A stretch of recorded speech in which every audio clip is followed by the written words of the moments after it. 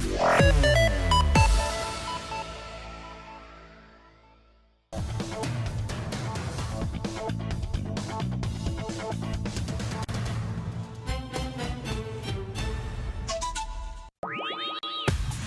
periodista sin tapujos, que va directo a la verdad. Presentamos Manuel Rosas en Exitosa. Hola Perú, ¿cómo están? Buenas noches, bienvenidos, bienvenidas. Iniciamos la jornada de la noche y estamos a 8:08, hora exacta, 8:08. Bueno, un abrazo a todos, reiterada bienvenida, mi agradecimiento a la sintonía, pero también a la confianza. Mi deseo que lo que queda del día, en realidad de la noche, 4 horas, sean, bueno, lo mejor posible. Lo mejor posible. En agenda, el Papa continúa. Estamos hablando de cuánto tiempo. Estamos a las 8 de la noche y llega a las 5:20 de la tarde de mañana. Estamos hablando más o menos de 21 horas que faltan para que el Papa Francisco llegue a Lima, llegue al Perú e inicie su periplo. En Lima, en Puerto Maldonado, luego Trujillo y luego nuevamente Lima. Se quedará hasta el día domingo, probablemente hasta las 6:30 de la tarde. Poco a las 7 estará saliendo ya rumbo nuevamente a Roma, rumbo nuevamente al Vaticano. Después de esta gira, que yo diría es una gira corta por Sudamérica, porque solamente está visitando Chile y está visitando Perú.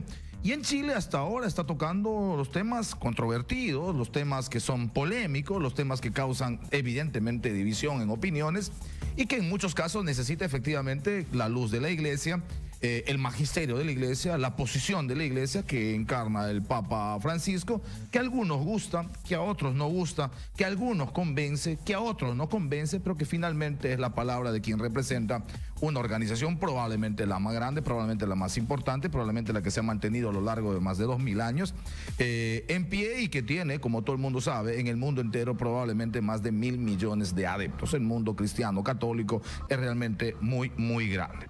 Habló de como saben, de los abusos sexuales, se ha referido al tema, para muchos insuficiente, yo estoy entre esos muchos, creo que el asunto de pedir perdón no es suficiente, creo que está bastante bien hacerlo, yo le siento sincero, yo le siento honesto, pero este tema atraviesa largamente la situación del Papa y del Sumo Pontífice.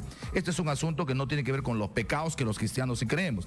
Esto no es un asunto de confesión. Este no es un tema en el que Figari, Doid y todos los demás, como Caradim antes y como Maciel antes y como Lau antes, pueden ir a su cura confesor, otro como él, y decirle: he pecado de esta manera, le he faltado a un niño, he violado a un niño, a ver si me da 5 Ave Marías. No, señor, eso está bien, se puede manejar en la Iglesia y la Iglesia tiene sus mecanismos, tiene sus parámetros, tiene su derecho canónico y por supuesto tiene su dinámica que yo respeto porque formo parte de esta iglesia. Yo soy un cristiano católico de confesión, tengo mi cura de confesión y sé diferenciar perfectamente lo que es pecado de lo que es delito.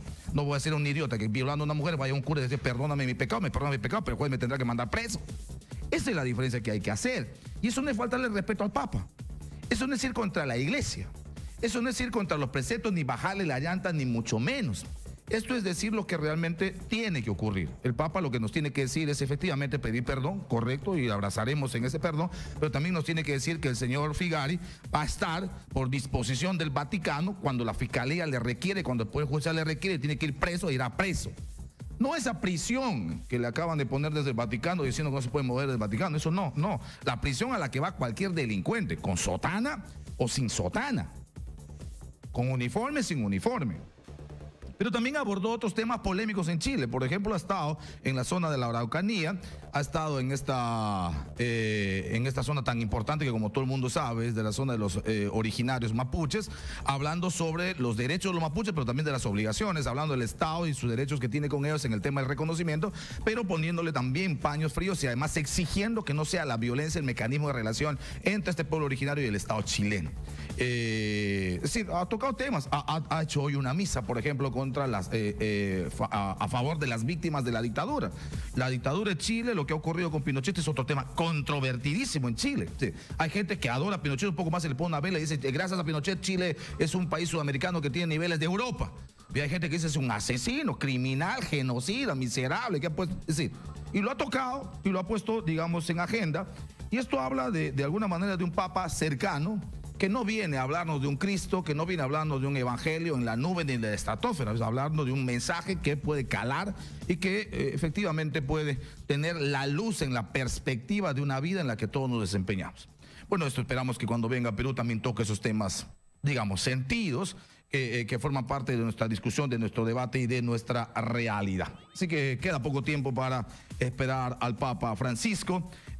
Un detalle que hay que tener clarísimo, los días que va a estar el Papa van a ser días alterados para Lima, principalmente en el tema del transporte, del tránsito. Ya les voy a reiterar las calles que van a estar cerradas, tomen previsión.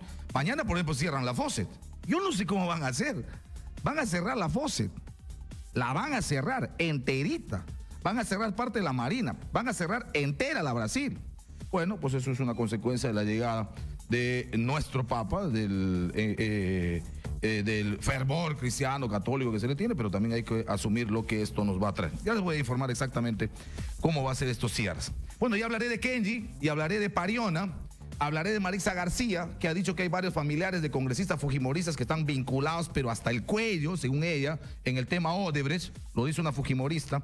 Y hablaré sobre lo que va a pasar mañana en el Poder Judicial. Mañana va a definir el Poder Judicial si el señor José Domingo Pérez continúa la investigación o no a Keiko. ¿Se acuerdan ustedes que Keiko, a través de su abogado, ha pedido un control de plazos? El juez le ha dado la razón y ha dicho, señor fiscal, acuse. Este fiscal acababa de entrar. ¿Qué va a acusar? ¿Con qué va a acusar? Pero la defensa de Keiko, con algún razonamiento, decía, está bien, pues él está entrando recién, pero hace 2 años que están investigando. El asunto es que esa fiscal que investigó 2 años prácticamente no movió ni medio papel. Y en el poquísimo tiempo José Domingo estaba avanzando bien. Y cuando estaba avanzando bien le corta. No, señor, con todo el plazo, usted está mucho tiempo investigando y el juez le ha dicho, sí, señor, tiene razón, acuse o archive. Y esa resolución judicial apeló. Y mañana se ve el caso y vamos a ver qué se define. Si define que ya acuse, no sé con qué elementos acusará José Domingo, y eso puede favorecer enormemente a Keiko y puede desfavorecer enormemente a la transparencia en este país.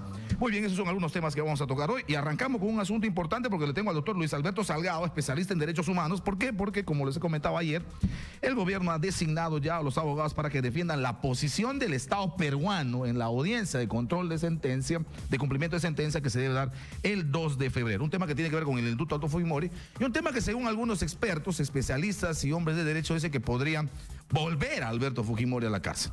Doctor Salgado, ¿cómo está? Muy buenas noches, bienvenido. Buenas noches, amigo Rosa, un gusto estar acá, gracias por la invitación.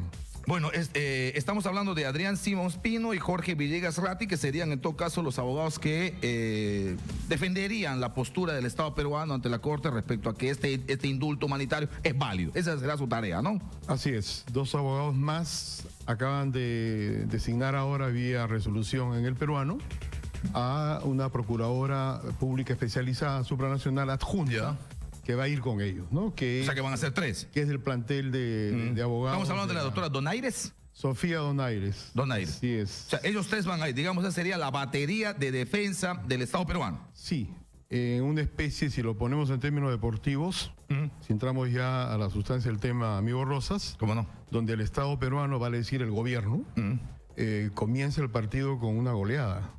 ¿Por qué? Comienza perdiendo el partido. No sé si 2-0 o 3-0, pero está perdiendo. Va con 3-0. O 2 o 3. O sea, antes de empezar el proceso. ¿Por qué dice eso, doctor Salgado? Por varios elementos. A ver, cuénteme. Primero, la sustancia misma, ¿no? El indulto, hay una jurisprudencia consistente, ¿no? Muy coherente de la Corte Interamericana con respecto a que este tipo de sentencias sobre violaciones de derechos humanos de lesa humanidad, vale decir con el carácter de sistemático generalizado, recurrente, esto no pueden ser materia de amnistías, de prescripciones o de medidas exonerativas de responsabilidad.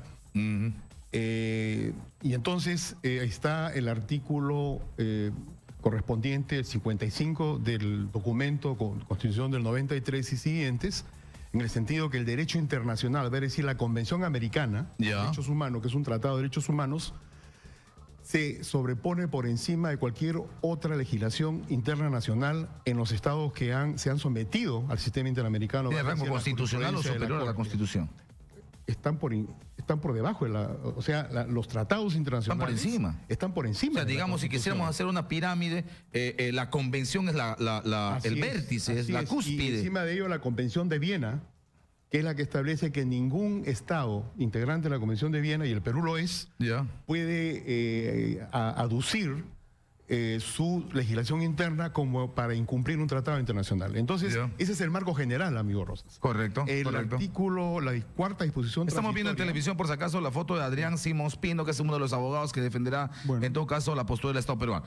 Me está explicando usted por qué hay una goleada previa. La cuarta disposición transitoria establece que efectivamente prevalecen los tratados de derechos humanos sobre el derecho interno.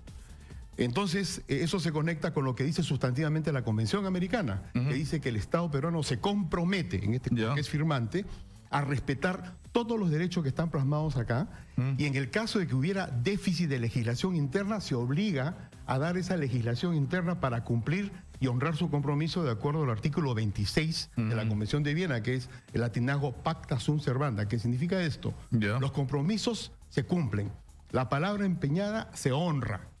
Esa es la credibilidad fundamental, el señor Rosas, de los estados, y que si es que no se cumple eso, se viola, y hay una corriente, una percepción clara de que un estado está jugando con fouls, y está jugando sucio, pues ahí ya comienzan 2-0.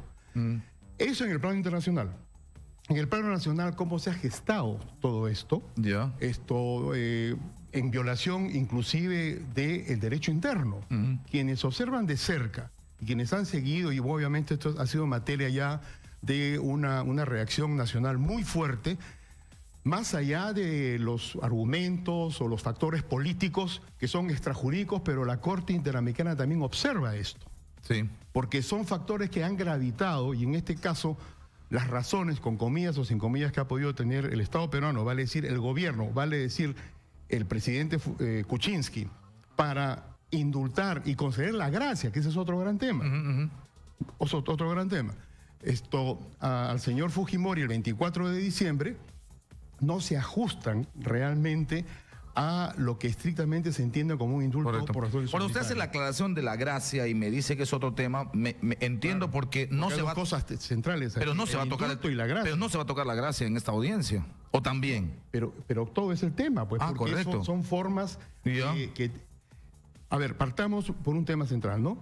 Sentencias de la Cantute de Barrios Altos 2001-2006, que son casos que se llaman en el derecho internacional paradigmáticos o emblemáticos y que sientan jurisprudencia internacional a nivel regional. Por eso la reacción rápida de la Corte, además, para poner la audiencia. Porque está además esta sentencia, que las sentencias son inapelables de la Corte Interamericana, ¿no? Están en vías de supervisión. Este es simplemente una audiencia para supervisar si el Estado por esa razón, doctor Salgado, es que le pregunto, porque entiendo que es una audiencia de supervisión de cumplimiento de sentencia y está referido a Barrios Altos y a Cantuta. Entonces, por eso no entiendo cómo podría entrar el tema de gracia, que está vinculado a la posibilidad de librarle de responsabilidad en los procesos que viene, que tendría que ver con Pativilca, que es un proceso todavía abierto. Bueno, ese es el derecho interno nuestro, y eso también lo va a contemplar la Corte. Porque ve su derecho interno. Oye, ¿qué cosa dice tu derecho interno respecto de esto? Si es tu derecho interno está en violación de la Convención Americana. O sea, ¿podría pronunciarse también respecto al tema de la gracia? Me parece que sí puede pronunciarse. ¿Podría? Podría. Pero sin perjuicio de ello, quizás dice, esperemos a ver qué dice la Corte. Pero ya quizá cuando lleguemos al 2 de febrero vaya a haber una decisión, porque el 26 hay una audiencia de control de constitucionalidad de la gracia que podría determinar finalmente que no alcanza al expresidente Alberto Fujimori. Solamente a manera, porque me parece importante esto, amigo. ¿Cómo no? Rapidísimo, no me gusta leer, pero el artículo... El numeral 21, el artículo 118 es clarísimo, y ahí está donde se van a fijar los jueces peruanos, la Sala Penal Nacional. Dice, conceder, es prerrogativa del presidente de la República, conceder indultos y conmutar penas, ejercer el derecho de gracia en beneficio de los procesados en los casos en que la etapa de instrucción haya excedido el doble de su plazo más ampliatoria. Por decisión de Chile, porque ahí llegó Fujimori, y Chile tiene, de acuerdo al Tratado de Extradición y al derecho internacional en extradiciones, esto tiene que autorizar que se le juzgue a tal señor por tal delito. En determinados delitos sobre los que autoriza la Suprema de Chile. Recién ha salido hace poco. Sí, junio. Entonces no se ha iniciado. Y encima de ello puede entrar ya el entendimiento por parte de la Sala Penal Nacional que este puede ser un caso también de lesa humanidad. Correcto. Entonces, esos son los elementos que descalificarían en este caso los argumentos a favor del Estado peruano para defender... Ahora, yo quiero comunicarle a los oyentes... 3-0, ¿eh? Perfecto. Yo quiero comunicar a los oyentes, a los televidentes de Exitosa, que estamos hablando con el doctor Luis Alberto Salgado, que es un especialista en el tema de derechos humanos. Es su campo.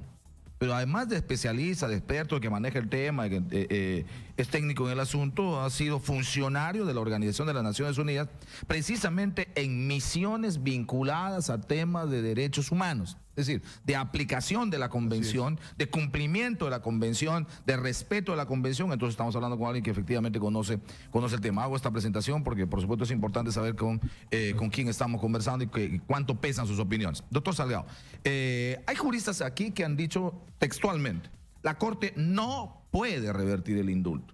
Lo que la Corte puede decir son algunas cosas, pero lo que no puede decir es, señores, anulen el indulto está mal hecho y por lo tanto Fujimori regresa a prisión. Eso no puede haber porque estaría violando el derecho interno y estaría además yendo contra el precepto constitucional que le da discrecionalidad al presidente de la República para dar el tema de los indultos y las gracias. ¿Cuál es su opinión? Caen por su propio peso. El derecho interno está supeditado a lo que diga el derecho internacional de derechos humanos en estos casos. El tema de la soberanía, el tema de la razonabilidad respecto de la conveniencia del indulto, que cuando se ausculte, además porque la Corte por eso ha pedido el documento del expediente del indulto al Estado peruano. Sí. Lo ha pedido la Defensoría del Pueblo. No le han dado. Ese es un 4-0 quizás. La Defensoría del Pueblo. Lo pidió la Coordinadora Nacional de Derechos Humanos, que no poner simpatías o antipatías o indiferencia con respecto a la Coordinadora, que son más de 80 organizaciones, ¿no? Lo han pedido 2 congresistas.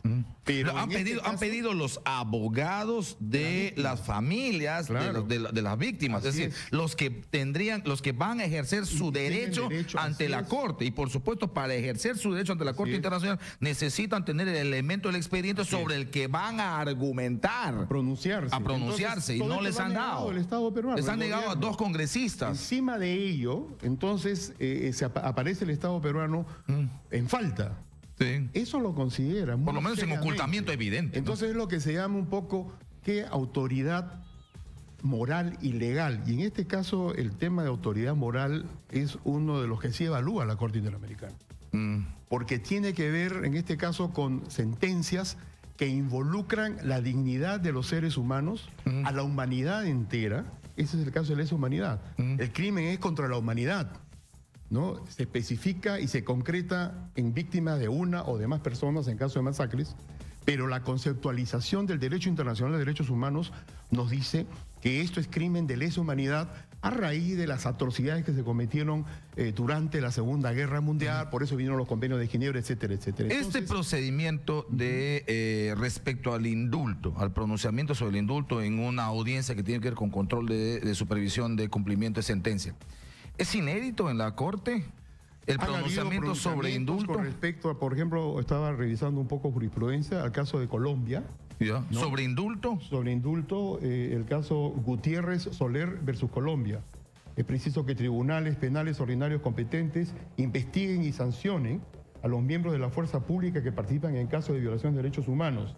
Por otra parte, el Estado deberá abstenerse de recurrir a figuras como la amnistía, el indulto, la prescripción y el establecimiento de excluyentes de responsabilidad, así como medidas que pretendan suspender la persecución penal o suprimir los efectos de una sentencia. O sea, en un marco general precisa el tema de indulto. Lo que está buscando en este caso... Ese razonamiento es clarísimo. Los efectos de una sentencia condenatoria. Correcto. O sea, entonces, en ese razonamiento respecto a conducta del Estado colombiano, lo que dice la Corte Interamericana es cuidado para no cumplir la sentencia condenatoria, me vayas a utilizar amnistías o indultos o prescripciones como figuras que terminen siendo en realidad mecanismos de impunidad. ¿Qué más, amigo Ross? Es bien específico ese pronunciamiento. El Poder Judicial argentino hace referencia al caso Almonacid de Chile y al caso de Barros Altos en el Perú, y a este caso de Colombia para decir, hubo un decreto en el año 89, me parece que emitió el señor Menem, Ya. ¿no? Exonerando de responsabilidad o dando amnistía o indultando a uno de los miembros de las Fuerzas Armadas en la represión de Videla, el gobierno de Videla, Sí. donde dictadura ejecutaron chilena. judicialmente. Entonces, la Corte Argentina dijo, habida cuenta de esta jurisprudencia internacional, que es vinculante, vale decir obligatoria, en Argentina, que es firmante de esta Igual que Perú. convención, en consecuencia este decreto número tal no puede tener efectos jurídicos en Argentina, dado, aunque haya sido dado por el Poder Ejecutivo de nuestro propio país. Prevalece lo que dice la Corte Interamericana de Derechos Humanos. En consecuencia, aquí no hay amnistía ni indulto posible para este señor que ha sido denunciado por grave violación de derechos humanos en Argentina. Correcto. Entonces hay antecedentes. Correcto. ¿no? Explíqueme un poquito el procedimiento. Se abre la audiencia, entiendo que va a haber 3 intervenciones, los familiares, a través de sus abogados, el Estado peruano y la comisión. ¿Qué papel juega la comisión? A ver, es interesante esto porque la comisión, dependiendo del momento, cumple papeles distintos. En este caso, la comisión se constituye en parte agraviada. La Comisión Interamericana. En parte. Por eso es que ya prácticamente, digamos, como Claro, que porque adelantó la comisión opinión. Es la que denunció al Estado peruano en el caso de Barrio Santos. Sí. ¿no? Sí. O sea, Claro, ahí se inicia el proceso, en el momento, evidentemente. Claro, la comisión cuya sede es Washington, de la OEA, inicialmente cumple un papel como de primera instancia articuladora Ya. para decir, oye, aquí han llegado denuncias muy graves contra ustedes, Estado Nacional, por si acaso, en el sistema interamericano, en este caso, se evalúa la conducta y la responsabilidad de Estados, no de individuos. Sí. ¿No? Entonces, de ahí donde viene la presión muy fuerte, además, también. A diferencia del Estatuto de Roma, que sí juzga y sentencia a individuos, como Milosevic, por ejemplo. Bien, entonces, ¿qué es lo que ocurre acá? La Corte ha percibido, ¿no? Recibe el caso y evalúa que ha habido esta violación y la comisión que hace 17 o 18 años quiso articular y le dijo al Estado peruano, oye, hemos recibido estas graves denuncias contra ustedes. ¿Qué hacen ustedes? ¿Reconocen? ¿No reconocen? ¿Están dispuestos a reparar? Entonces, durante varios años, durante el régimen del señor Fujimori, no hubo atención. No hubo el voluntad, Estado se sí. resistió fuertemente y se fue agravando la situación del Estado peruano, en este caso. Entonces, cuando vino el gobierno de transición de Paniagua, se comenzaron a replantear las cosas y el relacionamiento con el sistema interamericano. Entonces, ahí ya había habido un proceso largo. Estos hechos ocurrieron en el año 91 y 92, no lo olvidemos. Sí, claro. Que habían transcurrido varios años. Se habían agotado ya las instancias y entonces la comisión decidió denunciar al Estado peruano, lo hizo en su momento, y cuando ya llegó el momento del procesamiento de las audiencias, la comisión se constituyó en acusadora del Estado peruano. Correcto. Cuando eso ocurre, ya se constituye en parte. O sea, Correcto. primero la comisión le dice, oye, lo mejor es que ustedes Ya, cumplan. A ver, ya. acuerdos amistosos, no se reconocen, que se sancione.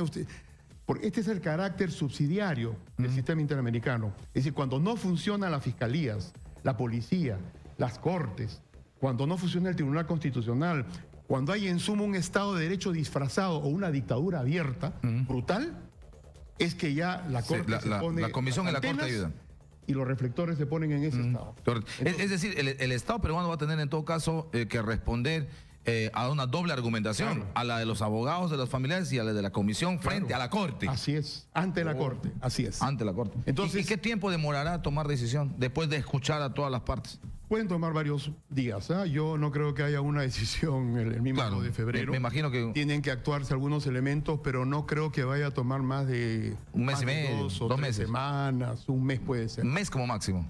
Puede ser, porque están en supervisión. No hay nada que, aquí ya no hay nada. Ahora, con que- el conocimiento que usted tiene del derecho internacional, parece un hecho que Fujimori regresa preso. Es altamente probable. Hay que ver, por un lado, qué es lo que decide la Sala Penal Nacional con respecto Sí. al caso Pati Vilca, y por otro lado... Pero en el tema de yo indulto. sí creo que va a haber, que es altamente probable que la Corte Interamericana declare jurídicamente nulo ¿Ya? ese indulto en vía de supervisión. Con lo cual regresa a prisión. ¿No? Sí, en vía de supervisión, porque la audiencia es para supervisión de cumplimiento de sentencia. Considerando la declaración del mismo presidente Kuczynski en su momento, que nuestra imagen y credibilidad del Estado peruano depende que cumplamos el debido proceso, ¿no? Lo dijo en un contexto del allanamiento del local de los políticos de Fuerza Popular. No, pero además el debido proceso ha utilizado 50 veces cuando le iban a vacar, ¿no? Porque que el debido proceso, que escúchenme primero, que el debido proceso, entonces, que todavía no hablo, que el debido proceso, que permítame hacer uso de la palabra, el debido proceso. Sí, bueno, entonces yo creo que es altamente probable que la Corte Interamericana de un fallo negativo para el Estado peruano, vale decir, para el gobierno de Pedro Pablo Kuczynski, ¿no? Correcto. El doctor Luis Alberto Salgado, especialista en derechos humanos y exfuncionario de la ONU en misiones de derechos humanos, ha estado con nosotros dando su opinión, su punto de vista sobre este tema, sobre lo que se viene el 2 de febrero en esta audiencia de control de supervisión de cumplimiento de sentencia. Muchas gracias. Muchas gracias a usted. Que le va bien. Me voy a la pausa, venimos con más. Esto es Exitosa, la multiplataforma informativa más grande y completa de todo el Perú. Ya regresamos.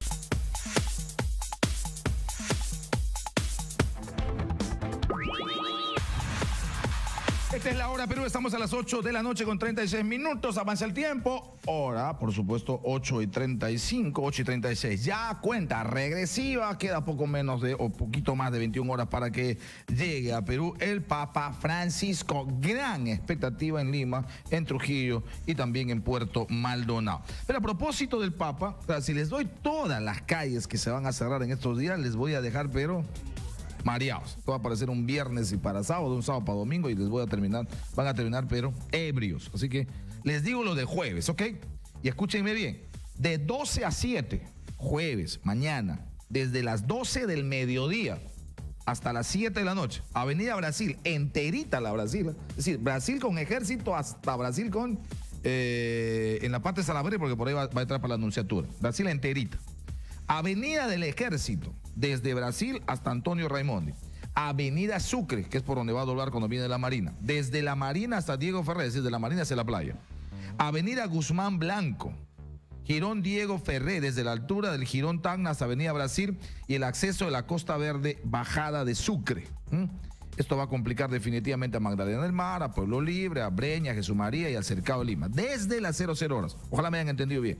Sí, mañana, recuerden lo que les estoy diciendo cuando van conduciendo. Magdalena del Mar, Pueblo Libre, Breña, Jesús María y Cercado de Lima, complicado. Toda la Brasil enterita va a estar cerrada. Seguramente habilitarán vías alternas, imagínense ustedes el nivel de tránsito. Mañana estamos en pleno día de semana, jueves, la gente está trabajando, la gente está que sale y que viene, así que ese es más o menos ese es el recorrido, así es. Eso que está viniendo es todo el tema de la Marina, ¿verdad? Ok, ahí se mete para Sucre y ahí agarra, no, ese es Fawcett, perdón, esa toda la Marina, ahí agarra Sucre. Esta es la esquina de Sucre, Brasil con Avenida del Ejército y todo esto es Brasil. Y ahí llega al zona de Salaverry y llega hasta la Anunciatura Apostólica. Ese es el recorrido que va a realizar el día de mañana el Papa Francisco, ¿verdad? El día de mañana, jueves.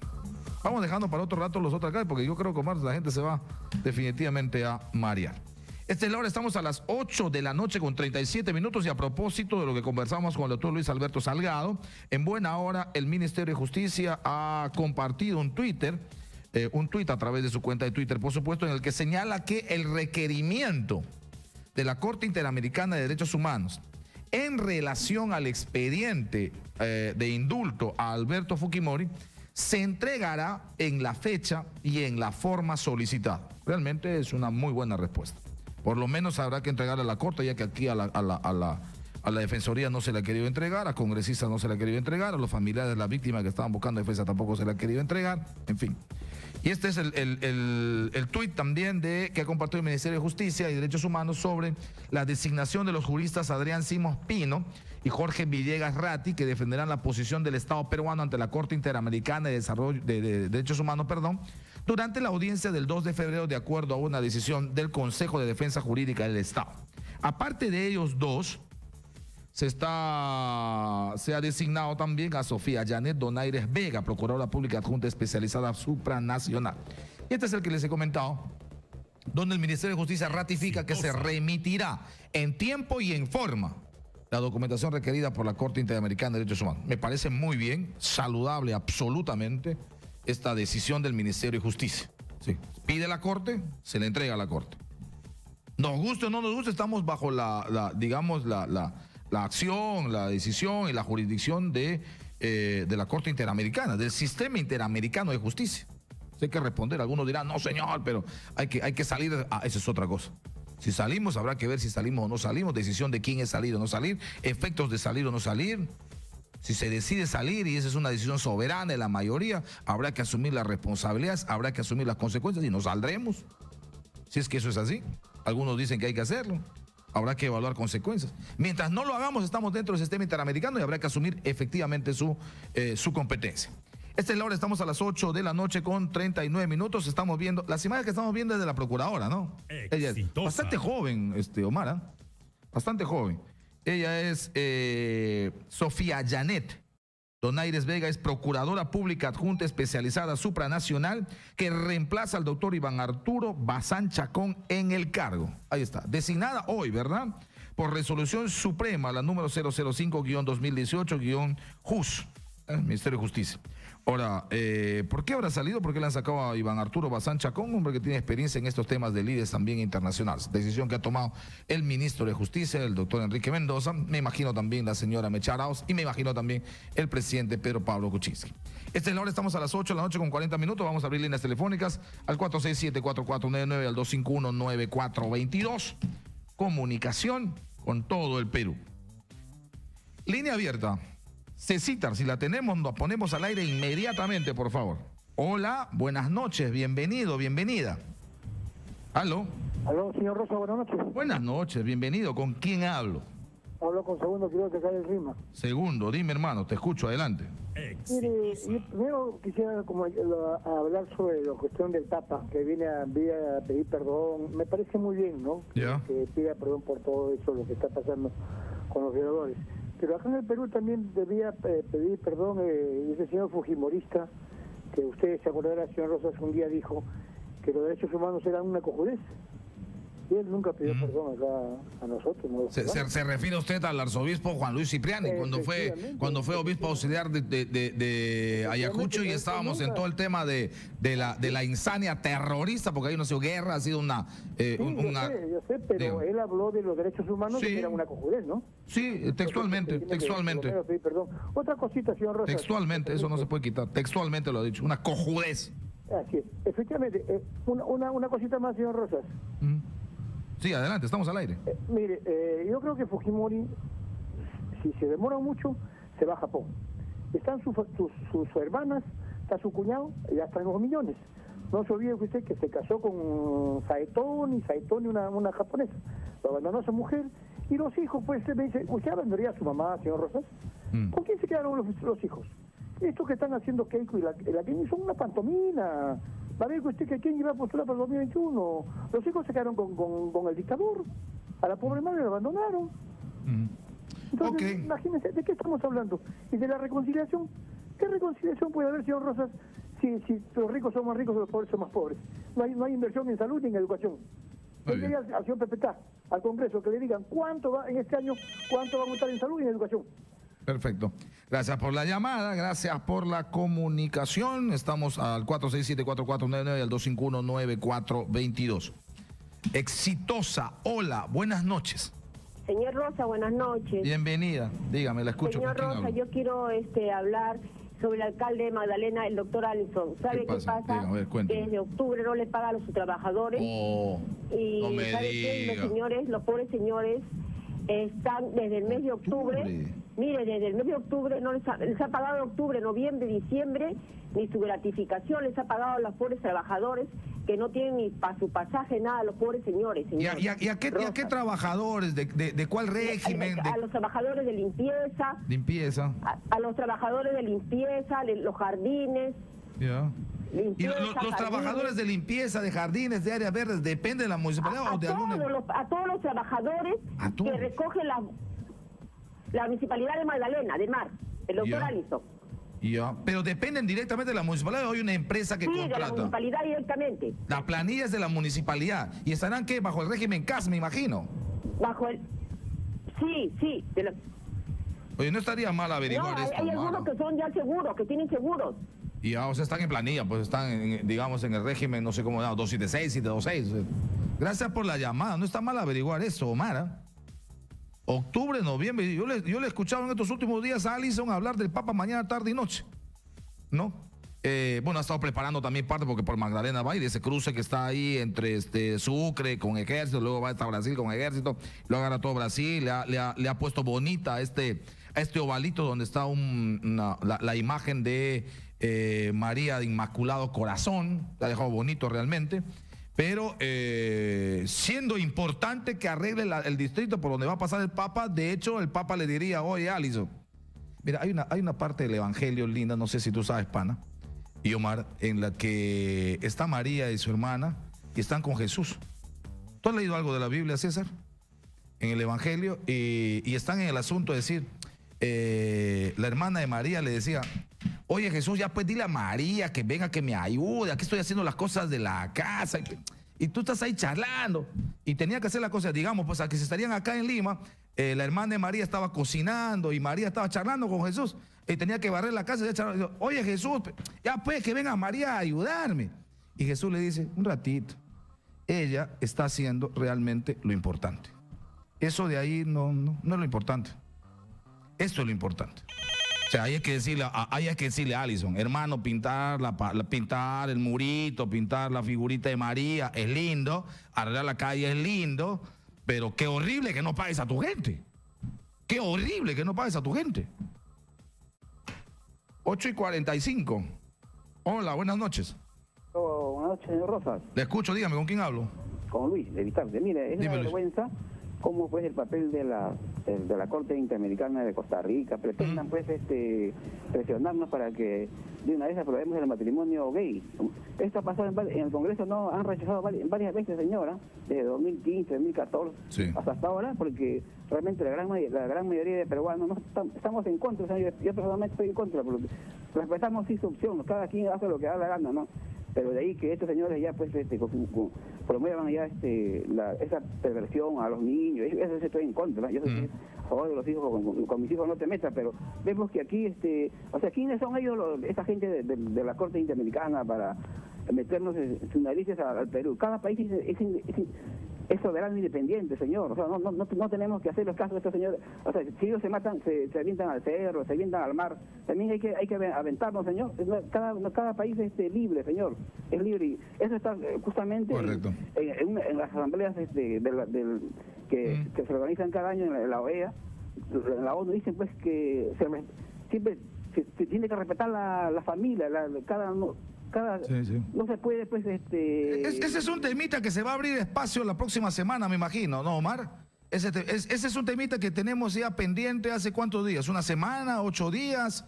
Está pendiente, efectivamente la Corte ha mandado un informe respecto a un pedido de declaración o de opinión, y está pendiente el debate si esa documentación que se ha enviado, esa decisión, ese pronunciamiento respecto a una consulta, es un tema de opinión consultiva, tiene efecto vinculante. Algunos dicen que sí. Y si tiene efecto vinculante para los países miembros, efectivamente lo que dice el señor sería cierto, sí, que la Corte en concreto estaría obligando a establecer normativas para asegurar formalmente el matrimonio homosexual. Sí, así, tal cual. Tal cual. No tengo por qué decir de otra manera. Si es que ese efecto si tiene efecto vinculante, ¿eso qué puede ocurrir? Que vaya una pareja del mismo sexo, hombres o mujeres, y se van a querer casar, y por supuesto en la normativa peruana le van a decir no se puede casar porque aquí el matrimonio es hombre y mujer, no es hombre-hombre ni mujer-mujer. Esa pareja, y ahí va a empezar el procedimiento. Ok, gracias señor del registro civil, gracias señor alcalde, gracias señora jefa del registro civil. Con esta cosa, deme pues la negativa. Con esta, ¿no? Va a pedir el pronunciamiento, va a ir a instancia superior, puede llegar a Tribunal Constitucional y puede terminar en Corte.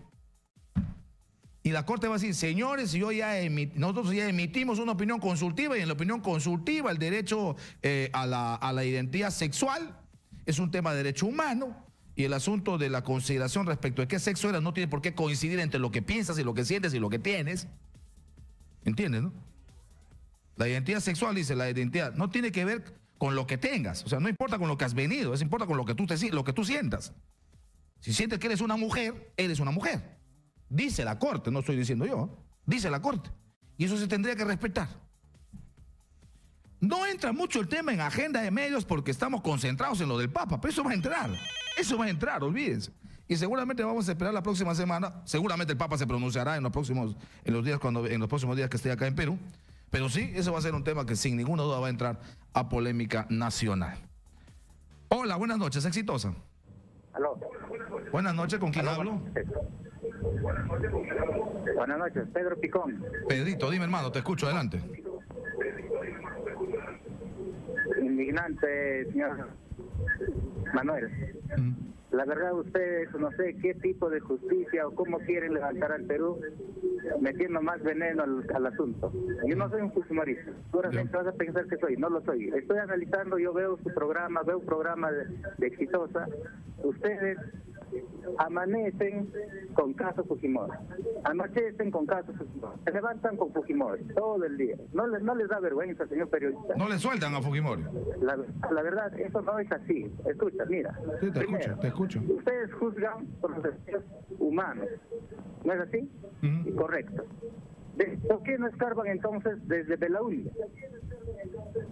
Belaúnde, Alan García, Fujimori, Toledo, Alan García en su segundo gobierno, mismo Ollanta. ¿Por qué no lo meten al saco a todos ellos y lo meten preso? ¿Por qué a Fujimori nomás? Es que seguramente le tienen odio a Fujimori, pues debe ser que hay gente que le tiene odio a Fujimori, ¿no? Y hay que decir a los productores, ¿no? Todo Fujimori, Omar, todo Fujimori. No es verdad. Hablamos de Fujimori, hablamos de todos. Escucha, pues. Te escucho, hermano, pero lo que pasa es que lo que estás diciendo no es real. No hablamos todo el día de Fujimori, se hablaría todo el día de Fujimori y yo mañana no vengo a trabajar porque terminaría hasta aquí. No es verdad. No es verdad, me imagino que no te debe gustar que se digan algunas cosas.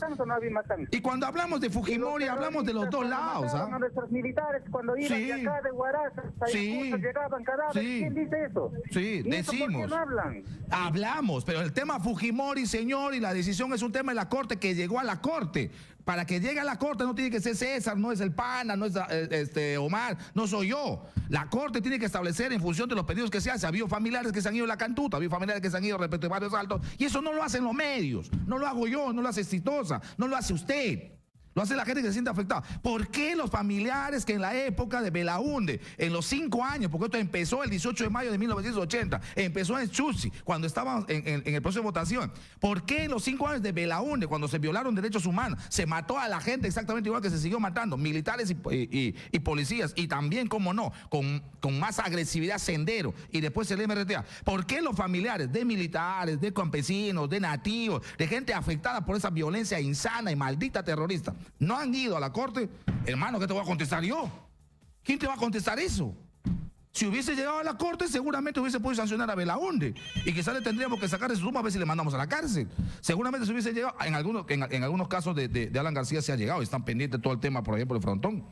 Y yo creo que el razonamiento que tú planteas es un razonamiento que mucha gente cree y que mucha gente asume. Sí, que solo Fujimori, solo en el gobierno de Fujimori se violaron derechos humanos. No, por supuesto que no, eso está clarísimo. Nos quedan 8 minutos para las 9 de la noche. Gracias por la llamada. Pues se nota que es oyente Exitosa, aunque no es verdad que todo el día hablemos de Fujimori, no es cierto. Hola, Exitosa, buenas noches. Hola, buenas noches. Sí, la escucho, dígame. Mire, lo que pasa, ¿cómo se llama? Que la Corte le sirve a las ONGs como una especie de un correo financiero, donde le sirve para financiar las ONGs, para recibir dinero. ¿Por qué aquí en el Perú no se interviene por decir a todas las ONGs por derechos humanos en el Perú? ¿Cuánta plata? No le estoy escuchando al oyente. Está hablando de ONGs, está hablando de la Corte y me parece interesante lo que está diciendo. Levante un poquito la voz, por favor. Ya, bueno, lo que pasa, mire, aquí en el Perú hay un montón de ONGs por derechos humanos, pero se creen, ¿cómo se llama? Un Estado dentro de otro Estado, que el Perú no los puede intervenir. ¿Cuánta plata, cuántos millones le entran a las ONGs? ¿Cómo financian todos sus movimientos, sus campañas, todos esos grupos, ¿cómo se llama? Revoltosos que existen hasta ahora? ¿De dónde sale toda esa plata? Es gente que no trabaja. Esa gente recibe plata de ahí sale la plata. ¿De dónde viene esa plata? Hay que intervenirle. Ok, gracias por la llamada. Apenas pude escucharle, Cecita. Parece que estaba mal la comunicación, ¿no? pero lo que está pidiendo el oyente es intervención a las ONGs, plantea una pregunta: ¿cómo es que consiguen fondos? ¿De dónde consiguen fondos? ¿Para qué consiguen fondos?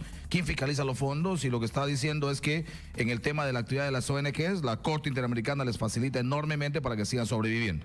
Es lo que ha dicho en resumen nuestro oyente. Por supuesto, las opiniones aquí se respetan y se escuchan exactamente igual de uno y otro lado. 8:54 Perú, seguimos recibiendo comunicación y hablando con todo el país. 251-9422 y 467-4499. Exitosa, hola, buenas noches. ¿Aló? Buenas noches, bienvenida, la escuchamos, dígame. Sí. Ya. ¿Puedo hablar? Hola. Exitosa es, ¿no? Sí, exitosa, la escuchamos, adelante. Ya. Yo quería hablar con el señor que me había antecedido sobre que estamos hablando de Fujimori. ¿Cómo no vamos a hablar de Fujimori? Porque Fujimori es el único presidente que huyó del país, no afrontó su realidad, todo su error que cometió. No lo puedo llamar error, eso se llama corrupción. ¿No, señor? Entonces, ¿cómo no vamos a hablar de él? Y que le den el indulto. ¿Acaso la gente se puede olvidar de todo lo que ha hecho acá en el Perú? ¿Cómo lo vamos a olvidar? Alan García y Fujimori fueron los peores gobiernos del Perú. Ellos son los que han traído abajo el país. Ellos han quitado los valores personales, la dignidad de las mujeres, han barrido. Ahora valores ya no hay en el Perú, ya no hay gente con valores, señor. Ellos han malogrado y Alan García sí la ha sabido hacer muy bien. Ahora, que el señor Díaz, que hablamos un chip, pues ha hecho mucho, pero ¿qué ha hecho? Que todo ya está desbarrancado, todo está roto, todo está caído, los colegios, todo. ¿Qué corrupción ha hecho? Ha traído. Ahora, a propósito de valores, ojalá nos hable de valores el Papa también, ¿no? Y ojalá su presencia nos sirva precisamente para hablar sobre eso. Gracias por la llamada. Hoy en la mañana recibí una comunicación, Omar, al mediodía, de un oyente que planteó una pregunta bien interesante. Me gustó realmente el comentario porque dijo, yo hago una pregunta, ¿qué va a pasar después de la llegada del Papa? Y hacía la pregunta en función de lo que nos va a dejar el Papa. ¿De cuánto va a servir la presencia del Papa más allá de estar, de bendecir o no bendecir, de poner temas en agenda, de conversar con nativos, con indígenas y de defender la naturaleza, de ser solidario con los del norte y de hablar de los temas que forman parte de la realidad del Perú? Ojalá nos dejara, decía ella, algún tipo de mensaje que se quede en nuestro corazón, de paz, de valores que en el Perú realmente hacen muchísima falta. Bueno, vamos rápidamente con Becker Bejarano, gracias por las llamadas. Estamos a las 8:56 en Huánuco, están discutiendo a esta hora de la noche, según lo que me dice Omar, analizando el tema de la medida de protesta que podría terminar decidiendo una huelga. Los productores de papa en Huánuco, ¿no? Para mañana, jueves 18. Vamos a dar el pase a Becker Bejarano con el saludo correspondiente. Buenas noches, Becker, adelante, le escuchamos. Buenas noches, Manuel. En efecto, hay gran expectativa sobre la reunión que se viene desarrollando en el Ministerio de Agricultura con el ministro de dicho sector, José Arista, y los dirigentes de las provincias de Ambo, de Huánuco y Pachitea, asimismo también de las regiones como Ayacucho, Nahuay, Las Apurinas, entre otros. En los próximos minutos se debe saber si en efecto va la medida de protesta de los campesinos de Huánuco, porque ellos han manifestado ayer precisamente que se llevó a cabo una reunión en el Colegio de Ingenieros con el ministro, los congresistas, pero no llegaron a ningún acuerdo y ellos amenazaron con radicalizar su medida de protesta 18 desde las 00 horas. Sin embargo, aún todavía se están agotando, digamos, el diálogo en la ciudad de Lima y se espera que lleguen a buen acuerdo. Por su parte, la población está prácticamente preocupada porque el último paro que se realizó en Huánuco dejó mucho que desear porque se cometieron algunos excesos y ha generado un malestar en la población. Y pérdidas, ¿no? Esta vez a los campesinos que iban a radicalizar su medida de protesta. Es decir, que están condicionando, la población huanuqueña está condicionando el tema del apoyo a los agricultores si es que decidieran en los próximos minutos iniciar, tal como lo dejaron en calidad de anuncio, la huelga indefinida a partir del día de mañana, jueves 18. La última paralización ha dejado gastos, ha dejado pérdidas, ha dejado enfrentamientos, ha dejado complicación, de tal manera que la gente está como evaluando. Becker, es decir, podríamos tener novedades en los próximos minutos, depende de lo que se decida. Acá en Lima están productores de Huánuco y de otras partes del país. Finalmente, si sale humo blanco, a propósito del Papa, y podemos decir, habemos Papa, o finalmente la cosa viene para mal, ¿no? Sí, en efecto, esa es la gran expectativa de la población huanuqueña. Ojalá se llegue a buen acuerdo. De lo contrario, los productores se van a radicalizar su medida de protesta desde las 00 horas con el bloqueo de carreteras. Aunque ya en algunos sectores de Huánuco, por la zona de San Rafael, ya hay campesinos que están bloqueando algunos tramos de la carretera central. Ok, ya están bloqueando. Ok. Becker, muchas gracias. Nos mantenemos en contacto para ver si antes del programa podemos confirmar la nota. Un abrazo, muchas gracias. Buenas noches. Esta es la hora, estamos a las 8:59, 9 de la noche ya. Bueno, estaremos atentos, Nomar, a la decisión que tomen en esta importantísima reunión. Vamos a ver si sale humo blanco o sale humo negro. Vamos a ver si hay paro o no hay paro. Aquí no es que habemos papas, sino habemos paro o no habemos paro. Si deciden consenso, que es lo que todo el mundo quiere, ojalá le vaya bien al ministro, ojalá el ministro pueda resolver el tema, ojalá haya tolerancia, ojalá haya acercamiento, ojalá se escuchen las partes y ojalá se busquen las soluciones reales, realistas y verdaderas. Los dos lados. Ni la radicalidad de uno ni la radicalidad del otro, ni el exceso de uno ni el exceso del otro. Hay que buscar puntos de consenso. Y la mejor manera es evitar la paralización. Ojalá se pueda dar. Estaremos atentos para informar. Pausa y volvemos.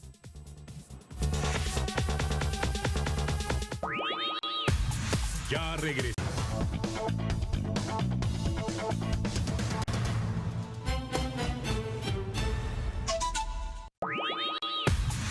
Continuamos con Manuel Rosas en Exitosa.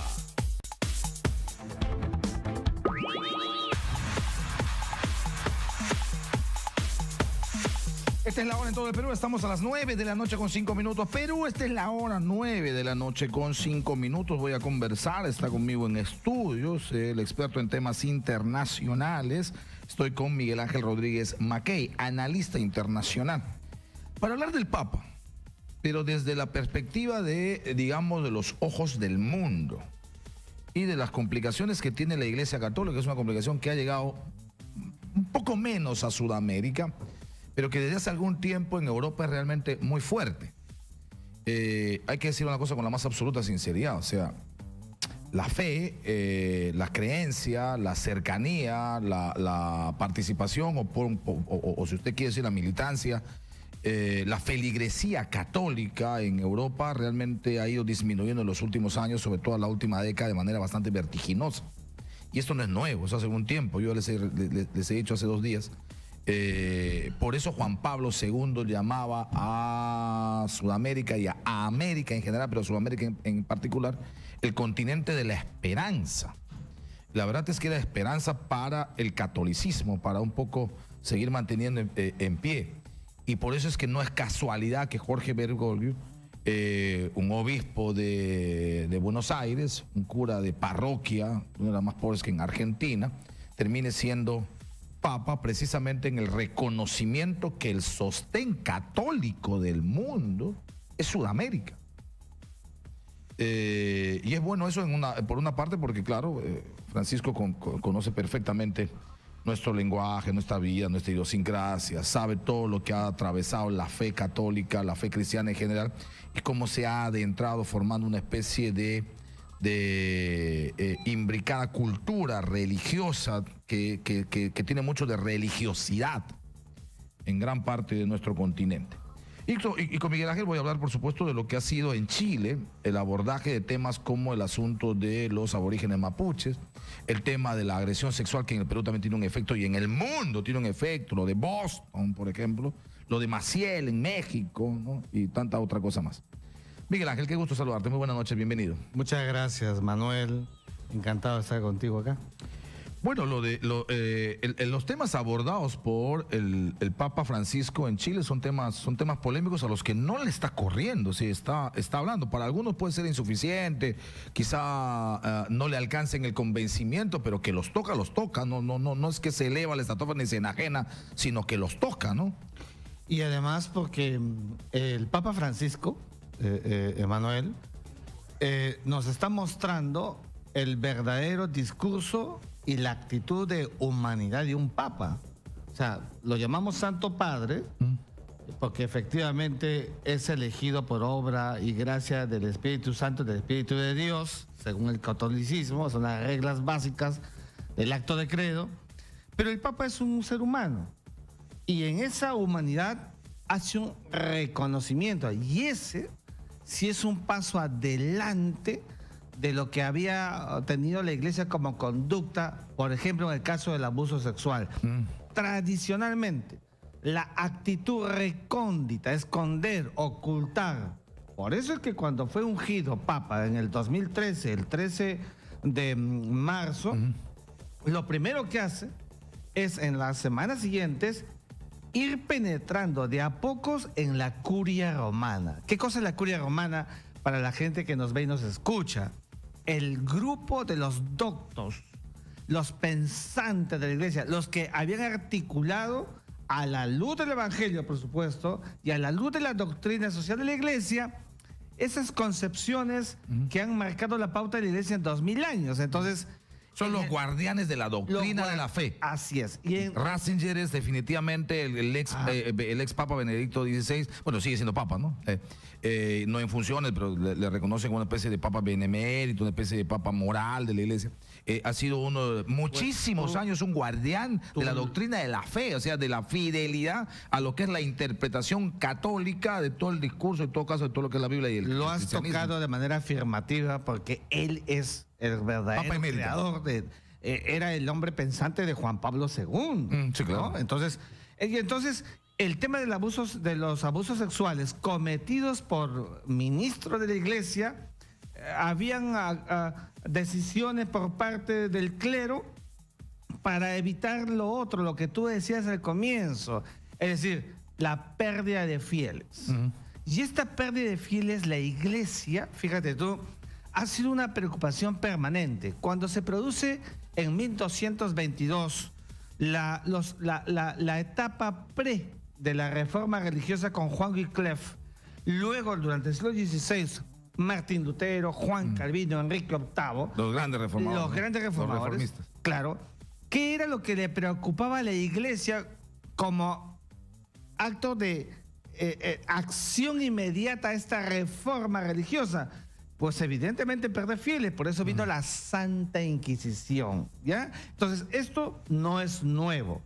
Sin embargo, en los tiempos en los que vivimos, evidentemente, comporta y tiene una connotación increíble. El Papa ha dicho, me da vergüenza, siento dolor por los abusos sexuales perpetrados por ministros de la Iglesia. Cuando venía en el auto, te escuchaba claramente y decías muy bien. El paso que acaba de dar el Papa, y salto cualitativamente de Santiago a Lima, es que no solamente es marcar distancia, como lo acaba de hacer con el caso de la intervención del sodalicio de vida cristiana, o como se tiene que hacer en Chile con el caso de el sacerdote imputado, ¿no? Fernando Caradima. No solamente es eso, sino también la segunda parte. La Iglesia debe ir de la mano con la judicialidad. Por tanto, el segundo tiempo del señor Figari deberá ser que el acto imputable de la denuncia, acuérdate que fue archivado, luego se reabrió el caso, la extradición, sin que el Papa haya llegado a Lima, tenemos que decirlo, la extradición de Figari al Perú para que pague cuitas, primero juzgamiento y segundo seguramente hay una inmensa cantidad, tú lo sabes, de denuncias, de testimonios por abusos sexuales cometidos en el marco del sodalicio que tendrán que ser investigados y habrá un juzgamiento. Entonces, solamente así vamos a evitar que la sociedad crea que hay un acto impune en el aire y estas manifestaciones públicas que hemos visto, ahora vuelvo a Santiago de Chile otra vez, son en parte, no hay que desconocer que hay anarquistas, ateos, que siempre van a ver mal a la iglesia, ya están hablando de cuánto se ha gastado, pero también están los otros que hay que escuchar, los familiares y los directamente afectados. Con los que se ha reunido el Papa ayer, anoche. Se ha reunido una reunión privada, interesante. No se ha filtrado absolutamente nada, pero lo que han dicho alguna gente muy cercana es que ha sido una reunión muy profunda en la que el Papa ha escuchado y ha pedido, además, lo que ha pedido Francisco a las víctimas de Caradima y su gente de abuso sexual en Chile, es que se abran lo más que puedan, que él va a escuchar absolutamente todo, aunque sea descarnado lo que se va a decir, porque las interioridades y los detalles evidentemente son, pues, feos, para decirlo de alguna manera. Pero lo que he dicho, ábranse todo lo que se puede. Entonces va a ser una conversación aparentemente liberadora, ¿no? Fíjate, Manuel, creo que el Papa, en una suerte de espacio cerrado, debe tener conversaciones pero muy privadas con los el arzobispo de Santiago y los obispos, porque pareciera que la iglesia chilena no ha ido caminando al mismo ritmo que lo que viene haciendo el Papa. Tú no puedes llevar a una misa como la que hubo ayer en el Parque O'Higgins a un obispo, por más que diga y que no tenga ninguna implicancia, haya sido abiertamente imputado como encubridor del caso Caradima. Los medios internacionales es lo que más han destacado. Pero claro, entonces, en Estados Unidos, en Europa, los que han cubierto la llegada del Papa, además de cubrir, por supuesto, sus actividades y su discurso y la homilía, ha sido ese detalle. Y lo han hecho ver como una contradicción, una especie de incoherencia. Yo creo que el Papa, mira, el Papa maneja la iglesia, la conduce como pastor universal, como vicario de Cristo, pero las iglesias locales, el modus operandi no lo tiene que conocer al detalle. Entonces, estoy seguro, persuadido que si el Papa hubiera conocido estas cuestiones, seguramente hubiera preferido la discrecionalidad para evitar lo que hemos visto en las últimas horas. Miguel Ángel, permíteme un instante. Tengo una información con Marcial Vileda desde los exteriores de las calles de Lima. Lamentable accidente de tránsito, Puente Benavides, con sentido hacia el sur. Me dicen, a ver si me confirma Marcial, una persona fallecida y probablemente algunos heridos. Marcial, estamos en vivo para todo el Perú. Adelante. Efectivamente, Manuel, ¿cómo estás? Buenas noches a ti. Estamos en información en vivo de Radio Éxitos. En estos momentos nos encontramos en la vía de la Panamericana Sur, en el sentido que va a Vía El Salvador, claro, al sur, lo has dicho, y donde pues se registra un lamentable accidente de tránsito. Al parecer, el despiste de un enorme unidad pesada, un camión, un tráiler que al parecer ha perdido el control del chofer, porque las huellas se hacen notar aproximadamente a 30 metros de diámetro, y además incluso se ha llevado un moderno automóvil de placa B47368. Es un moderno auto negro marca Kia, que también los ocupantes han resultado heridos, ya fueron derivados a los hospitales cercanos de la zona, pero lamentable sí ha corrido la mala suerte los conductores de una moto lineal. Al parecer venían 2 personas.